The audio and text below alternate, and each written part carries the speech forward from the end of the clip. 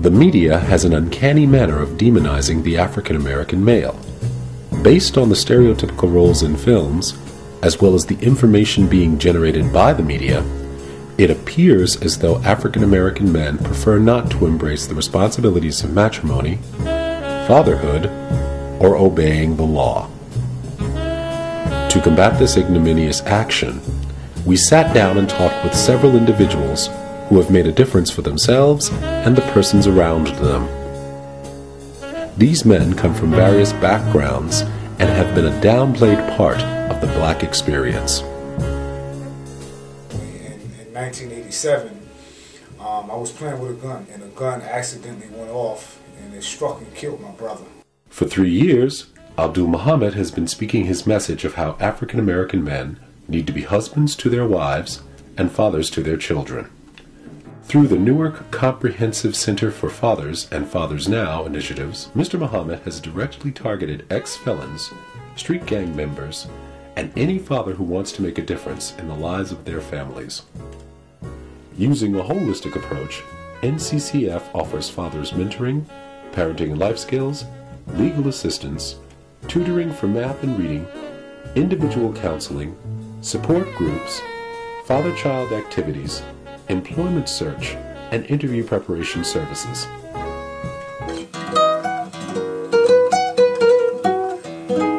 Joshua Paul Thompson has been a longtime producer and collaborator with R&B crooner Joe, as well as various platinum artists including Aretha Franklin, Babyface, George Benson, Alicia Keys, and Luther Vandross. She said, "Here I am!" Yes, sir! Hey! Yes, sir! You better know who you are! You better know who you are!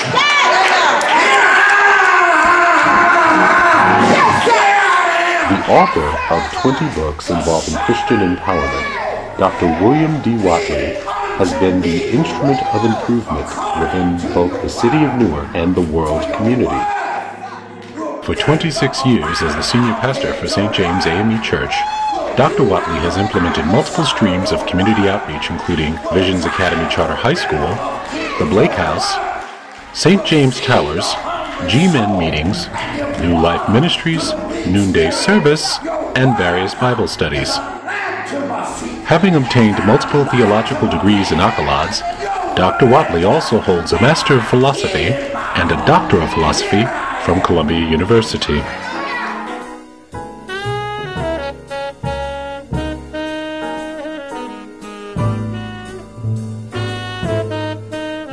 My father and his colleagues, what they taught me was lifestyle and the way that you pastor and care for people.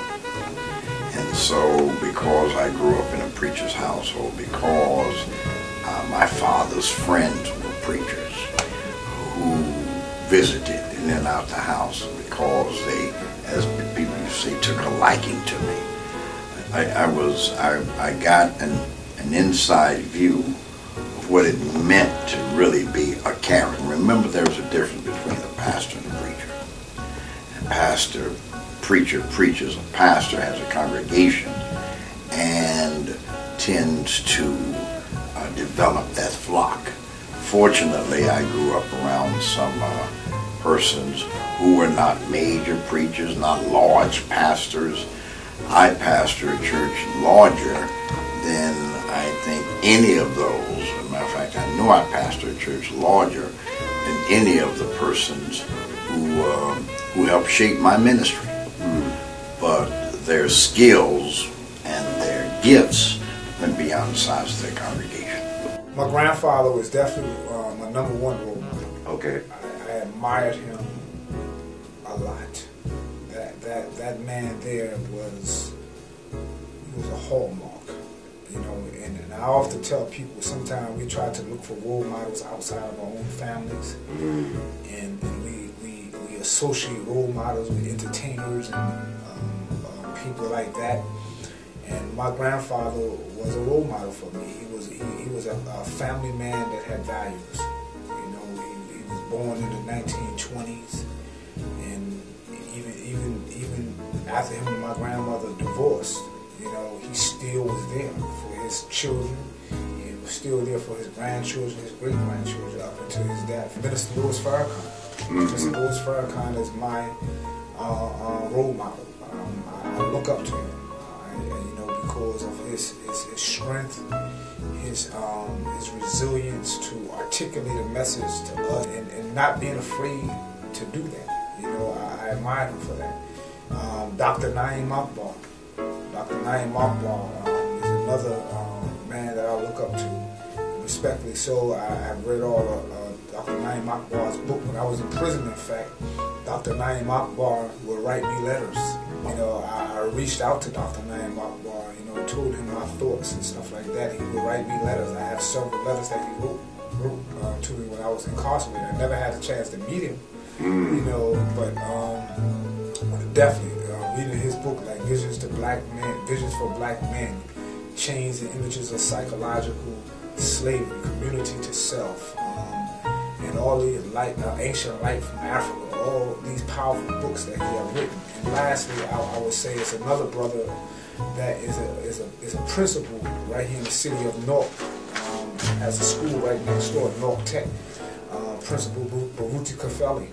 You know, another positive brother that I look up to as well, you know, that I could say that is a mentor because of his stance of where he stands at as an educator, you know, and how he runs his schools and stuff like that, and just being a family man, a husband and a father, you know, to his kids. People who made a difference, there was Ben Jones, who was the first black councilman on Orange, my dad, Ernest Thompson, who helped Ben get elected to his first term, and they desegregated some of the schools in Orange, did a lot for North Jersey City. Yeah, they had a company, a citizens union called Tri-City Citizens Union for Progress, which did a lot of things in the tri-state area for the three cities that were Jersey City, Newark, and I think it was Bayonne. I think those were the three cities that they grouped together for Tri-City. There's a new company now called Hands, which is an independent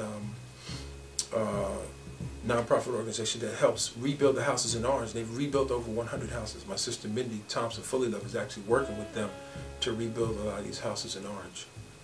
And they've taken houses that were originally crack houses, fixed the worst house on the block, and then every house on the block is better because the worst house was raised up.